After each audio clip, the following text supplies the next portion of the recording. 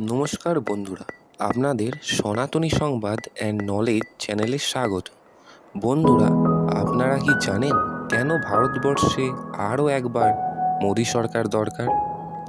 প্রথমত, ভারতবর্ষের ইকোনমিকে বিশ্বের দরবারে পঞ্চম থেকে তৃতীয় স্থান দেওয়ার জন্য আরও একবার মোদী সরকার দরকার।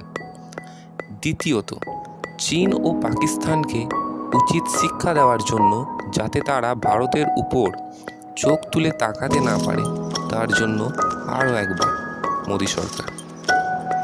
তৃতীয়ত, ভারতবর্ষে হিন্দু বিরোধী দলগুলি থেকে হিন্দুদের রক্ষার জন্য আরও একবার মোদী সরকার দরকার। চতুর্থত, ভারতকে আত্মনির্ভর হতে মেক ইন ইন্ডিয়ার জন্য আরও একবার মোদী সরকার দরকার। পঞ্চমত, গোটা ভারতবর্ষ থেকে দুর্নীতি রুখতে না খাউঙ্গা और না খানে দুঙ্গা স্লোগানের জন্য আরও একবার মোদী সরকার দরকার।